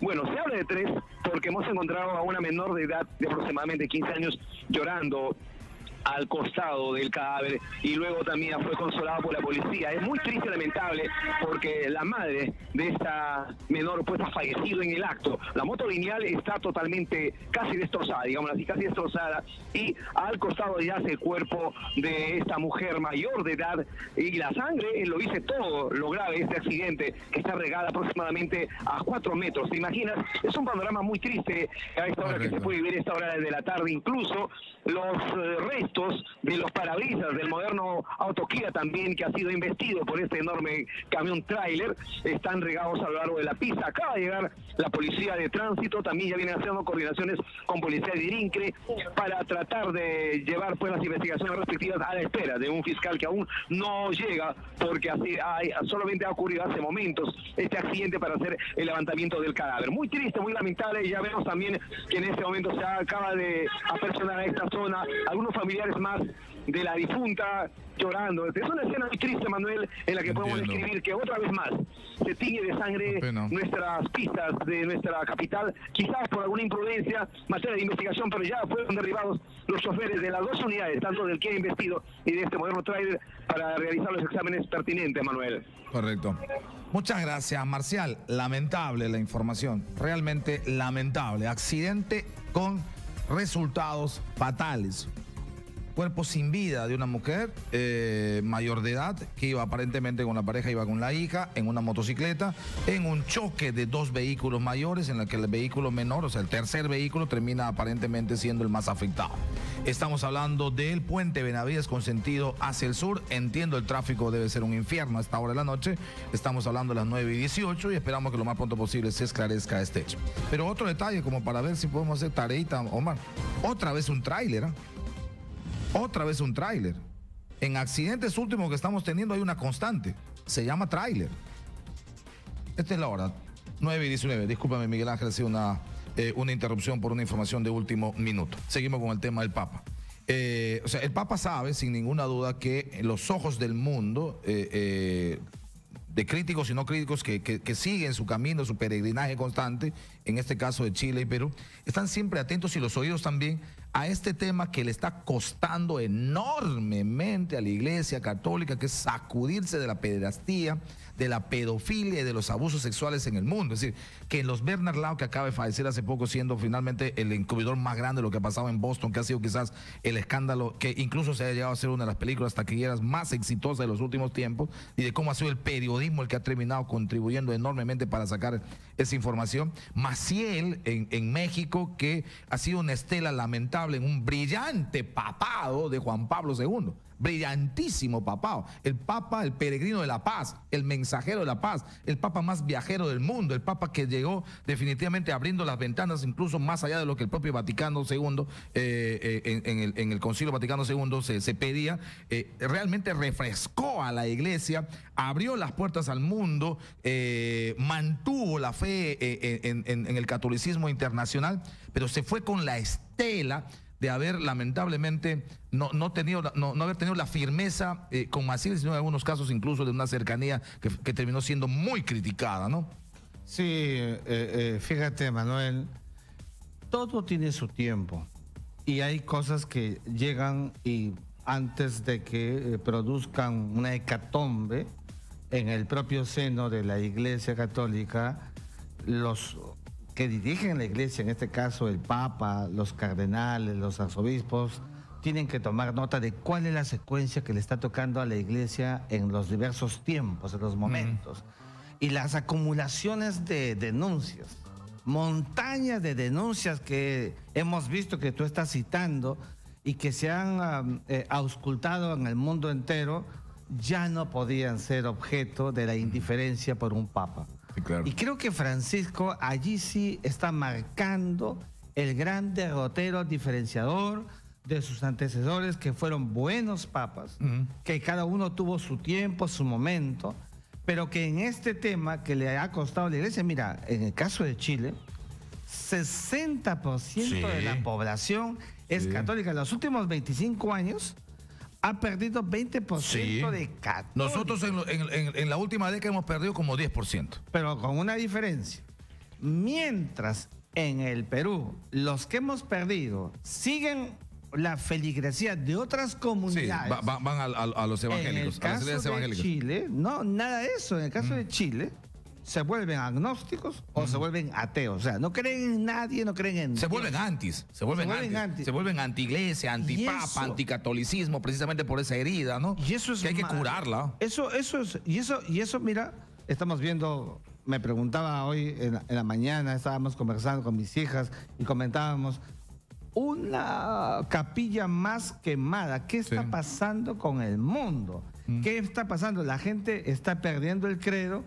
Es que están pasando cosas que llevan a una situación como la que ha dicho la señora, la esposa del expresidente Eduardo Frei. Ha sido muy dura ayer. Sí, muy clara. Yo no le creo nada al Papa. Muy clara. Y es que no es que el Papa tenga directamente que ver. Él está trabajando y haciendo mucho. Sí, y yo creo que el Papa entiende esas posturas, pero evidentemente hay que también darse cuenta que él es el máximo representante de una organización de 2000 años, que tiene una curia dura, ¿correcto? Muy dura. Que tiene además en todo el mundo obispos que hay que controlar y que, mal que bien, en lo humanamente razonable, termina siendo una organización humana. Sí, claro. Y lógicamente yo me imagino que entrar, digamos, a la renovación, a la revolución, para decirlo de alguna forma, debe ser muy pesado y no le puedes decir a un año y medio de su papá, darle a la Iglesia Católica en año y medio lo que no ha tenido hace 2000 años. Hay que pedirle un poco de y es un Papa paciencia y de que tiempo, ¿no? desde el 2003 a la fecha, que van 4 años y medio, casi 5 años, está marcando cosas. Por ejemplo, habló de las diaconisas. Mujeres. Eso, por ejemplo, es un tema extraordinario. Claro, como era en los tiempos de la iglesia primitiva. Y ha tocado un tema que es importante porque ha dicho, bueno, o sea, no queremos mujeres en la iglesia para estar lavando los platos de los curas. O sea, o para que llegue en el... Mira lo que ha dicho. O sea, no puede ser que tengamos en las iglesias a mujeres que lleguen en el mejor de los casos a ser secretarias de parroquia. Lo que está diciendo, y plantea el tema de la igualdad de hombre y mujer en la iglesia, que es complicado. Ahí es donde quiero llegar. Es el Papa de la igualdad de género. Bueno, hasta ahora en el discurso, hay que decirlo. Bueno, ojalá empiece a hacer algunas cosas, ¿no? Pero o sea, una mujer sacerdote que oficie misa sería extraordinario formalmente. Las mujeres que están rodeando al Papa últimamente están en cargos importantes. Es verdad que no son religiosas, pero son los cambios que se van produciendo. Otro tema, por ejemplo, es el tema de los homosexuales. Nadie quería hablar de los homosexuales. Un tema tabú. Y el padre dice, el Santo Padre dice, ¿quiénes somos nosotros? No somos nadie para condenar. Para juzgar, para lanzar una piedra, etcétera, contra los homosexuales. Fíjate, Manuel. Y les abre la puerta a la iglesia. Les abre la puerta a la iglesia. Homosexuales mucho más morales que heterosexuales. Tenemos que decirlo. De manera que son como los fariseos, los que siempre se rajan las vestiduras y paran criticando. Raza de víboras, sepulcros blanqueados, claro les ha dicho Jesús cuando les botaba del templo de su padre. Bueno, pero y este discurso, ¿tú a los crees fariseos que había hace 25 o 30 años? No había. No hay ningún antecedente. Ese es el acto innovador del Papa. Ahora, que llega al Perú. ¿Cuál es la expectativa en el país que probablemente igual en el mundo? Porque insisto, es un tema de la prensa internacional, los observadores, los analistas que van siguiendo al Papa y van viendo, ok, ya está en Chile. Y claro, ya saben cuáles son los temas de Chile. Ahora va a venir a Perú y evidentemente el tema Caradima acá en el Perú es el tema Figari.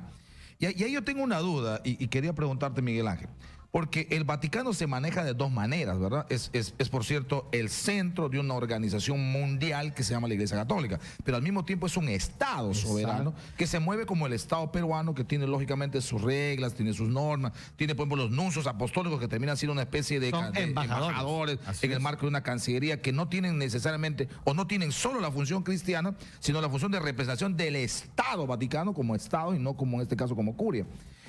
¿Cuál debería ser la conducta en este caso del Estado Vaticano desde la legislación internacional sobre el asunto Figari y la relación legal con la justicia peruana? ¿Y cuál debería ser la actuación del Papa en representación de ese Estado soberano que tiene que responder a las leyes internacionales y no como el Santo Padre que probablemente esté oficiando misa y esté dando bendiciones y esté echando agua bendita a la gente, sino la decisión en este caso, desde el punto de vista legal de Estado soberano del Vaticano? Fíjate, qué bueno que lo digas, Manuel, porque cuando hemos visto en la llegada a Chile, va a pasar aquí en Lima, en el Perú, está llegando el jefe del Estado Vaticano y el pastor universal. Las dos cualidades intrínsecas del Papa Francisco.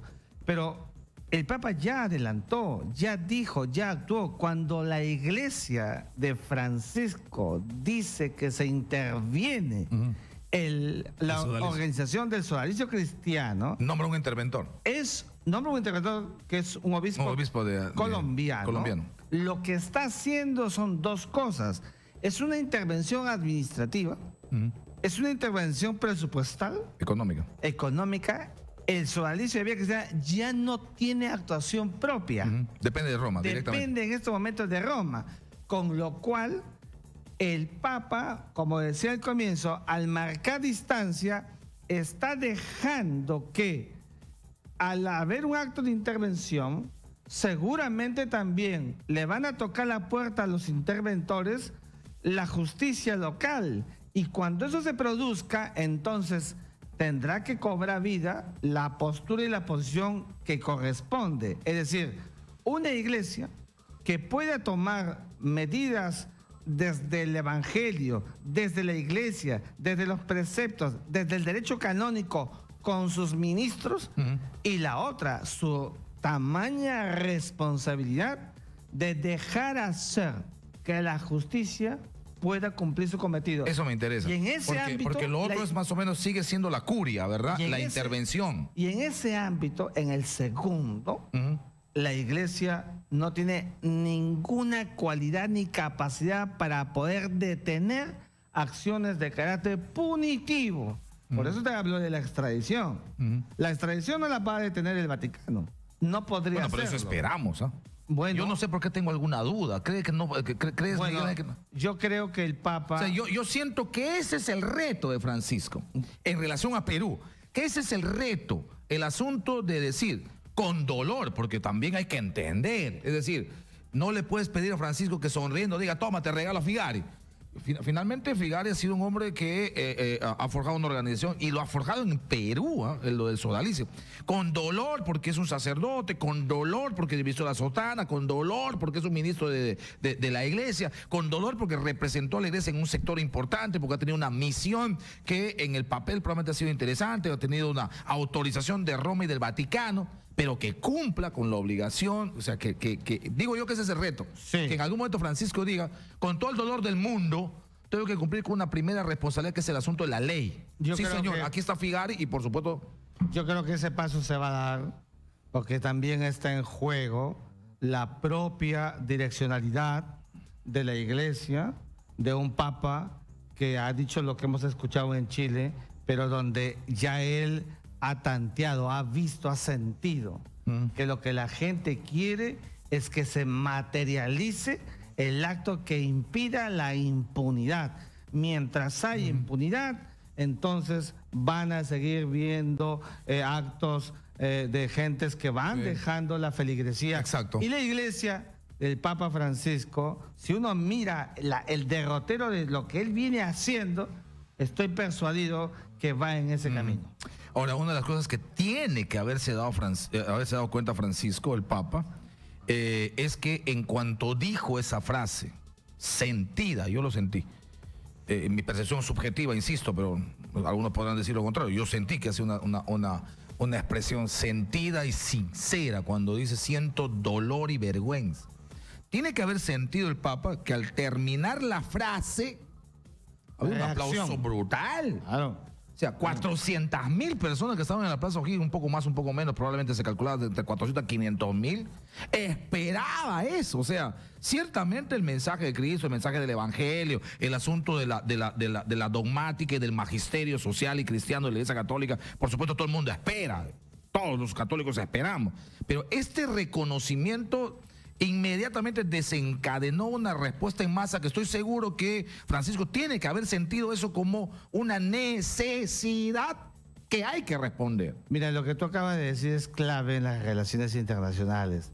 Los actores visibles, que son los protagonistas, los jefes de Estado, el Papa es un jefe de Estado, tienen que esa simbología expresarla, porque acerca o rechaza. Una de dos. En este caso, evidentemente, el aplauso que hemos visto y la respuesta social ha sido inmediata. Claro, también han salido aquellos en esa porción menor que han dicho que no nos basta que pida perdón, queremos que vaya a la acción. De todo hay pues en la viña del Señor, pero lo ha hecho el Papa y esa es una actitud de avanzada. Otra vez, si miras hacia atrás, en el tenor del discurso de los sumos pontífices del siglo XX nada más, no vas a encontrar este tipo de retórica de un sumo pontífice que llega a un país golpeado por esta insanía y dice directamente... Insisto además en el ejemplo de Juan Pablo, que has tenido un papado extraordinario,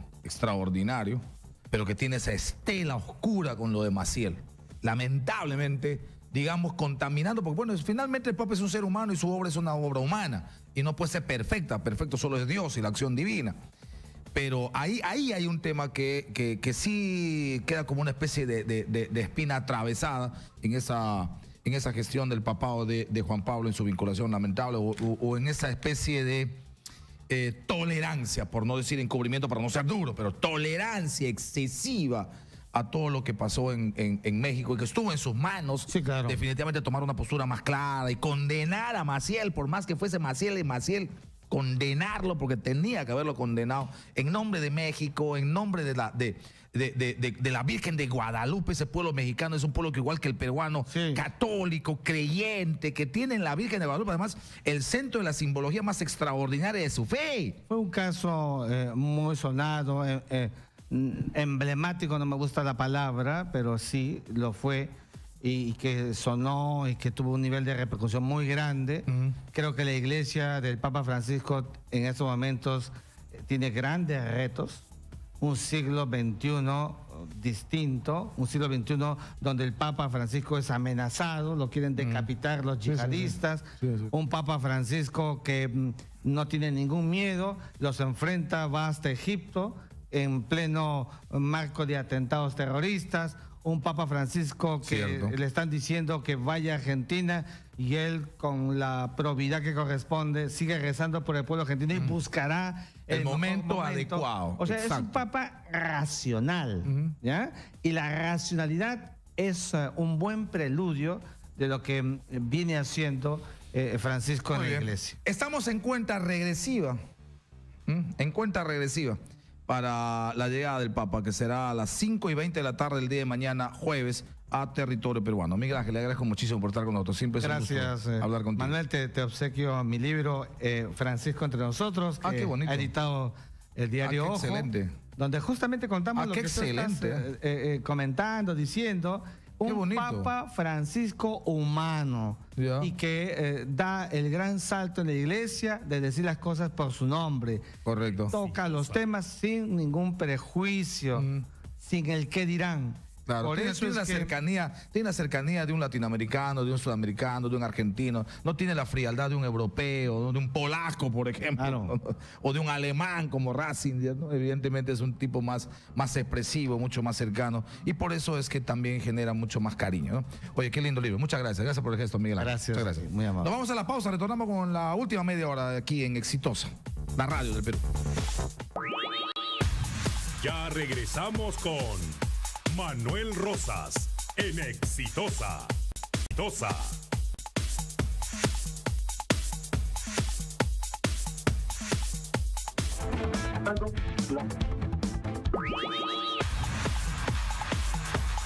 Esta es la hora Perú, estamos a las 9 de la noche con 40 minutos. Gracias por seguir con Exitosa, gracias por estar en la radio, gracias por estar en la televisión, gracias por seguirnos en redes, gracias por seguirnos además en la edición diaria de Exitosa, por estar en el Face, por estar en el Twitter, estar siguiéndonos siempre lo que publicamos a través de redes sociales. Bueno, le tengo en línea a Elí Espinosa. Le estamos molestando a Elí porque Elí es dirigente de los productores de papa de Junín, está en estos momentos en una reunión, está en la reunión con otros dirigentes y entiendo está con la gente del Ministerio de Agricultura. Le preguntaremos si está el mismísimo ministro y vamos a ver cómo anda esta reunión y si finalmente llegan a algunos acuerdos y sale humo blanco o hay decisión de continuar con una acción de protesta más radical.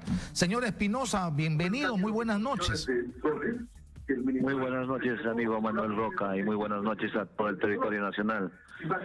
Aquí dispuesto a responder cualquier pregunta que usted cuénteme cómo va la reunión, por favor.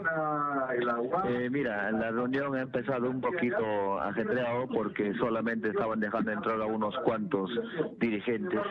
No sabíamos ni cómo se habían nombrado esos dirigentes, y de la cual más de la mitad, del 50%, hemos estado fuera, pero hemos hecho una una voz de protesta que nos han incluido a todos en la mesa de diálogo. Está el señor ministro, está algunos presidentes regionales, están algunos congresistas, que ahorita está haciendo la palabra el señor Horacio Ceballos, que está exponiendo, ¿no? Y para que una gran intervención que estamos pidiendo de verdad que se declare en emergencia el agro nacional, no tan solamente los paperos, sino el agro nacional, sí, porque de verdad se han descuidado bastante del sector agrario, porque solamente designan presupuesto de un 2% nada más de los 157 millones que tienen de presupuesto nacional al año. En todas estas horas de debate, señor Espinosa, porque estamos a las 9 de la noche con 42 minutos, ¿se ha llegado ya a algún acuerdo? ¿Ve usted alguna posibilidad de consenso en algunos temas o siente que el desarrollo de la reunión no llega a nada? Mira, primero hemos tenido una intervención de todos los agricultores planteando nuestra problemática. El señor ministro nos quiere mecer, haciéndonos crear dándonos 1,5 millones de soles por región para solventar los excedentes, pero no sé a qué le llama excedentes el señor ministro. Yo no sé a qué le llama excedentes para que compra por 1,5 millones por región. Si solamente el otro día en una reunión que hemos tenido en la Plaza de Toros de Palca había más de 3.000 agricultores, el 1,5 millones comprando 500 soles de papa a cada agricultor solamente se acaba en un distrito de Tarma, y a toda la región Junín, ¿cuántos millones tendría que matar? Entonces yo no entiendo, nos quiere tapar la boca con 1,5 millones, que no quiere negociar o quiere solucionar el problema. Eso es lo que hemos venido a ver. Y si no soluciona ningún problema, pues nos vamos a una huelga indefinida, pero a nivel nacional. Pero no ha hecho el ministro Arista otra propuesta aparte del tema de la compra de papas por 1,5 millones. ¿No hay otra alternativa? Sí, quiere hacer, como te puedo decir, un programa de mediano y largo plazo, preparando a los agricultores, pero no hay nada claro con la importación que tenemos con Holanda, con Bélgica, con Alemania, con los grandes países. No hay ninguna solución en base a ellos, porque ellos dejan entrar el Tratado de Libre Comercio, ¿no?, a los grandes monstruos, pero a sus agricultores. El Perú no los implementa, nos hace competir con unos monstruos, mientras nosotros queremos ir a competir con ellos simplemente con nuestra agricultura incipiente. ¿Sí? Bueno, le estoy escuchando un poco desanimado, déjeme decirle, ¿eh? Le estoy escuchando como que no van a llegar a ningún puerto. Parece ser que no les convence la propuesta del Ministerio de Agricultura, y si eso es así, quizá en una hora, un poco más, un poco menos, ustedes van a definir huelga indefinida de los paperos en todo el Perú. Sí, amigo Manuel Roca, que nosotros de verdad hemos venido a una sola posición firme. Hemos empezado a ver el paro con 3 o 4 regiones, creo, que ahora se han unido ya 9 regiones, hasta inclusive en la región Pasco, ahorita están haciendo una huelga indefinida porque no se les ha incluido en la mesa de diálogo. Sí, ahorita por ahí, por Carhuamayo, por Junín, están bloqueando la carretera, y eso no saben acá en Lima. ¿Y qué tiempo calcula, señor Espinosa, que podría estar terminando esta reunión? Y bueno, y se estaría definiendo o una cosa, ojalá que lleguen a un acuerdo, u otra cosa, es decir, que se empiece o que inicien mañana esta huelga indefinida. ¿Qué tiempo le da a este debate en la que están gobernadores, están congresistas y están también dirigentes de productores de papa de gran parte del Perú? ¿Cuánto tiempo calcula? Sí, más o menos unas 3 horas de debate. Sí, porque nosotros no tenemos prisa. Si el gobierno tiene prisa, pues que solucione el problema. Porque aquí los agricultores, los dirigentes agricultores de las microproductores, no macro, sino microproductores, porque estamos hablando de campesinos que viven en las alturas. Queremos solución. Perfecto. No tenemos prisa. Nos amanecemos en las chacras, nos amanecemos trabajando. ¿Y por qué no nos podemos amanecer acá en una mesa de diálogo donde queremos solución? Bien. Le quiero hacer una pregunta, señor Espinosa. Mire, yo sé que ustedes tienen un plan, o en todo caso un grupo de reivindicaciones que es bastante amplio. Pero digamos, ¿cuál sería la plataforma mínima para no ir a la medida de protesta? Porque hay cosas que seguramente de manera más sostenida se puede dar en el tiempo. El asunto de la importación, el tema de los TLC, el asunto de la implementación de mejores créditos para ustedes, que me parece además vital. vital. Mejores créditos, mejores tasas de interés, mayor recurso para agrobancos, seguimiento técnico me parece vital. Y eso no es ningún tipo de intervencionismo, ningún tipo de centralismo, no es ningún tipo de cosas que signifique que se le puede sacar la vuelta al mercado. No, señor, eso es darle sostén. Que les permitan, por ejemplo, en el tema de la importación de algunos insumos que no paguen determinados impuestos. Y esas son cosas que son importantes. Pero que no se va a resolver mañana, ni pasado mañana, sino que probablemente hay que buscar algún tiempo para que no lleguen a la huelga. ¿Cuál sería la plataforma mínima que el gobierno debe resolver, señor Espinosa? Amigo Manuel, la plataforma mínima, el primer punto, lo que queremos para empezar a trabajar es que se declare el agro en emergencia. Ahí sí va a haber presupuesto, ¿no?, del gobierno para poder disponer en cualquier pérdida que hayamos tenido y solventar cualquier tipo de sobrante que haya de papa en cualquier sitio. Entonces, si se declara el agro en emergencia, ahí sí estamos dispuestos a negociar, a trabajar en una mesa de diálogo. ¿Se ha pronunciado sobre eso el ministro? Yo sé que ustedes ya le han pedido esto. ¿Se ha pronunciado en esto? ¿Sí? ¿Qué ha dicho? Es que todavía no se está pronunciando porque están terminando las intervenciones. Los congresistas están dando el tiempo de explayarse. Ya. También los congresistas, ¿cómo hablan? Sí. Es rico, hablan, ¿no? Okay. Eso. Bueno, vamos a esperar en todo caso, señor Espinosa. Es decir, están ustedes a la espera de que ya hablaron los dirigentes, ya pusieron su punto de vista, ya establecieron la agenda mínima, ya establecieron el plan básico para evitar la huelga de mañana. Ahora, después seguramente el ministro está tomando nota, está hablando con sus asesores, le están pasando algunas ideas, debe estar haciendo el resumen ya para que en algún tiempo, no sé cuánto, pueda dar algún tipo de opinión sobre lo que se ha ido señalando. Bueno, señor Espinosa, le agradezco muchísimo. Vamos a ver si nos alcanza el tiempo, si no ya, y esto se va de largo, habrá que decirle a David que a las 2 de la mañana entre con el tema. Muchas gracias, señor Espinosa. Gracias a ustedes. Gracias. Estamos preocupados por la problemática de los agricultores. Gracias. Eso es verdad, nos preocupamos por la problemática de los productores. O sea, algunos dicen, pero alguna gente puede decir, pero tanto habla de la papa exitosa. Hablamos de la papa porque es una cadena, tiene miles de campesinos en el campo. Y también ustedes que se van a los mercados. El proceso, miren, desde el campesino que produce, todo el proceso de intermediación, de compra, de traslado, de distribución, de colocación en los mercados. Aquí llegan todos los días cientos de toneladas de papa al mercado central de Lima. Y luego se distribuyen a los mercados en toda Lima también, ¿no? Y eso llega a nuestras mesas. Es un tema que sin ninguna duda preocupa, o debería por lo menos preocupar a la mayor cantidad de gente posible. Hora estamos a las 9 de la noche con 49 minutos. ¿En qué queda el tema de Kenji finalmente, Omar? Leí las declaraciones, o estoy viendo las declaraciones de Pariona. Le han presentado a Pariona como un Avenger más, ¿verdad? Sería el número 11, el 11º, ¿no? Pero lo que ha respondido Pariona, no sé qué entiendes tú. Algunos han entendido que esto significa que le está desautorizando a Kenji.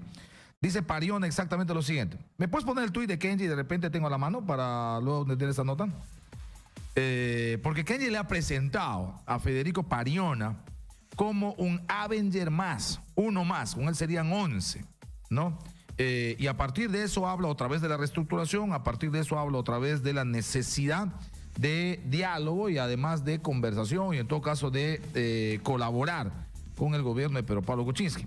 Dice exactamente, nueva incorporación para los Avengers, para los Vengadores. Con ustedes, mi amigo Federico Pariona. La libertad le ganará al miedo. Una sola fuerza. Reconciliación es igual que reestructuración. No a la confrontación. Trabajemos por la gobernabilidad. Es uno más, porque es clarísimo. Nueva incorporación. 11. Pero Pariona dice lo siguiente. No tengo un grupo distinto. Soy integrante de Fuerza Popular. El fujimorismo es uno solo. No hay un grupo conformado. A mí, de hecho, me suena que, bueno, puedo ser cercano a ti o estar hasta que estés en Fuerza Popular, pero en el momento en el que decidan y mañana van a evaluar la posibilidad de renuncia, yo no me voy, ¿eh? A mí me suena eso. A mí me suena eso. No tengo un grupo distinto. Soy integrante de Fuerza Popular.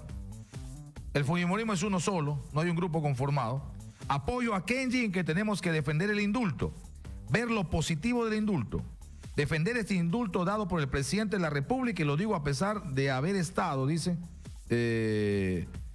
a pesar de haber estado a favor de la vacancia.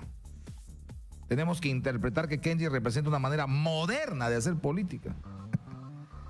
Es lo que dice Federico Pariona. Bueno, vamos a ver qué es lo que pasa, ¿no? Vamos a ver qué es lo que pasa en los próximos días. Kenji se siente feliz porque acaba de jalar uno más y con eso, insisto, serían 11. Con eso serían 11. Estamos a las 9 de la noche con 51 minutos o 52 minutos ya. Vamos a ver si entramos en comunicación con nuestros compañeros de trabajo. ¿Qué hay del accidente de tránsito con Marcial Vileda? Sigue la cosa ahí, estaba complicadísimo realmente el tránsito en esta parte del puente Benavides, donde lamentablemente una mujer quedó sin vida luego de un choque entre un tráiler, un vehículo mayor con un automóvil, y aparentemente como de refilón una motocicleta en la que iban, parece ser 3 personas. Que iban una persona de sexo masculino, de sexo femenino y aparentemente una menor de edad que sería hija de la persona que terminó falleciendo, de la señora, ¿no? Accidente de tránsito en el puente Benavides con sentido hacia el sur, ¿no? Marcel Vilera nos ha estado informando. No sé si hasta ahora ha mejorado un poco el tránsito o en todo caso hay mayor información sobre el tema. Vamos a ver si por lo menos en los siguientes minutos antes de terminar el programa tenemos contacto con Marcial Vilera. Vamos con un par de llamadas, Omar, al 467-4499, 251-9422. Hola, buenas noches.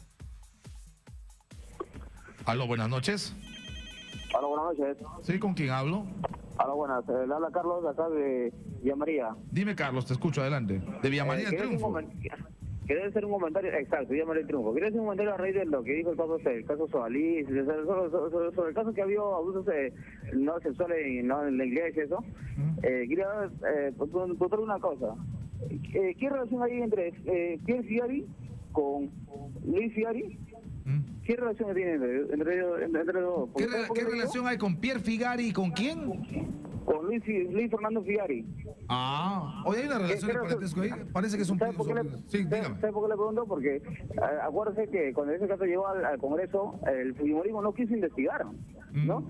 Y que yo sepa, Keiko tiene una persona bien cercana con ese apellido. Quiero saber qué relación tiene. Entonces, por ahí viene la cosa, ¿no? Y aquí no debería ser, porque yo tengo una hija también y no me gustaría que sea abusada sexualmente, ¿no? Ella también va a la parroquia y todas esas cosas, ¿no?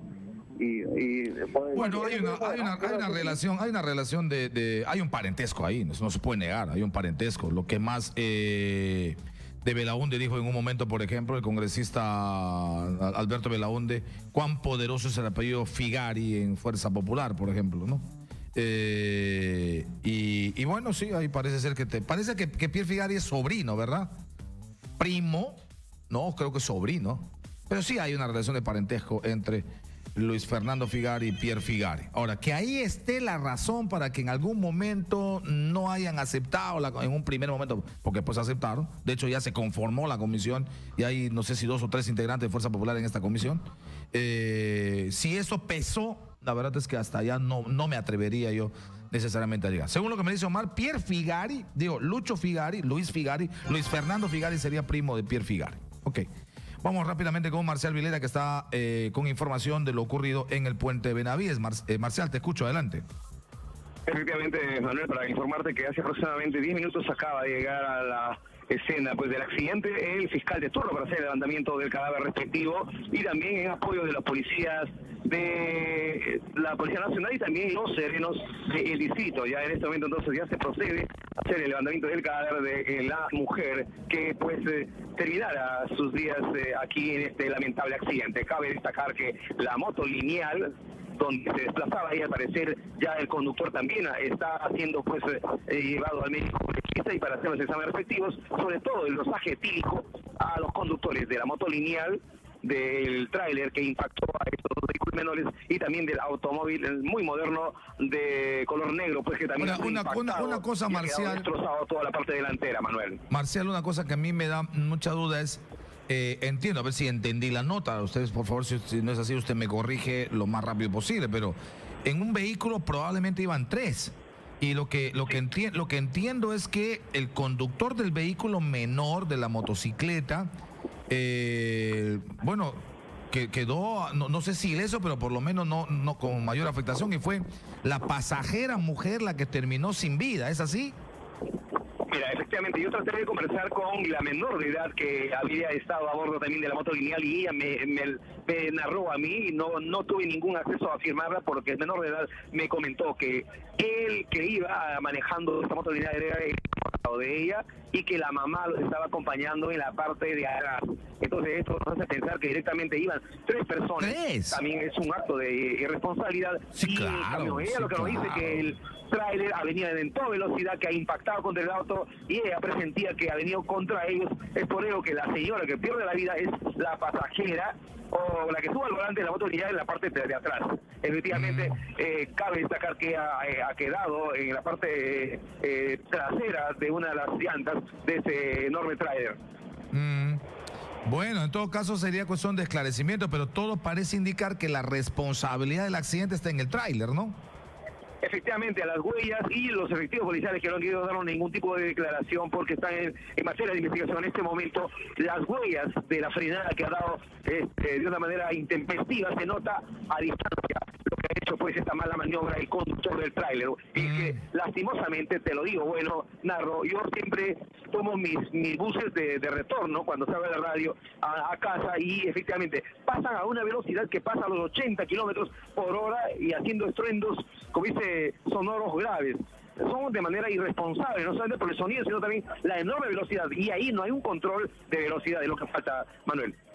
Qué pena, pero el conductor de la moto está, digamos, tan bien que puede pasar dosaje etílico por sus propios medios, está caminando, está yendo a pasar dosaje etílico con sus propios medios, o sea, no ha sido trasladado a ningún hospital, a ningún centro de salud, Marcial. No, a él no lo ha llevado a ningún centro de salud porque salió ileso, solamente lo que sí se trasladado a un médico legista para los exámenes de dosaje etílico, tanto también igual que al conductor del vehículo menor moderno de color de placa, pues que también ha sido investido, que ha quedado totalmente destrozado. ¿El quién? Ha quedado totalmente destrozado. O sea, es un triple choque, ¿no? Kia de color negro, totalmente destrozado. Ahí en las imágenes que podemos verlo, pues se nota el gran impacto que ha hecho este enorme trailer. Ya, por eso estamos hablando de un triple choque. Triple choque, efectivamente, Manuel, tú lo has dicho. Es un triple choque, pero la irresponsabilidad directa apunta al conductor del tráiler. No se lo han dicho los testigos y también los miembros policiales que están realizando las pericias. Correcto. Marcial, le agradezco muchísimo. Gracias por el contacto. Una pena, realmente. Bueno, sigue el desarrollo de la información. Están ahora para pasar dosaje etílico los conductores de los vehículos que han terminado en este choque en la zona del puente Benavides. Gracias, Marcial, por la información. Bueno, ya está preparado el equipo de Exitosa Deportes. ¿Entiendes, Omar, lo que está pasando en el Monumental ahorita? Estamos a 33 minutos del primer tiempo. Están peleando. Esto no es un partido de exhibición, esto no es un amistoso. Están peleando. Sí, mire. Bueno, en fin, ya nos comentará con más detalle la gente de Exitosa Deportes con Carlos Alberto Navarro, con Miguel López, con Jan Rodríguez y con Oscar Paz. Conmigo hasta mañana, tengan buena noche, ojalá con toda la información relacionada a la llegada del Papa Francisco. Pásenla bien.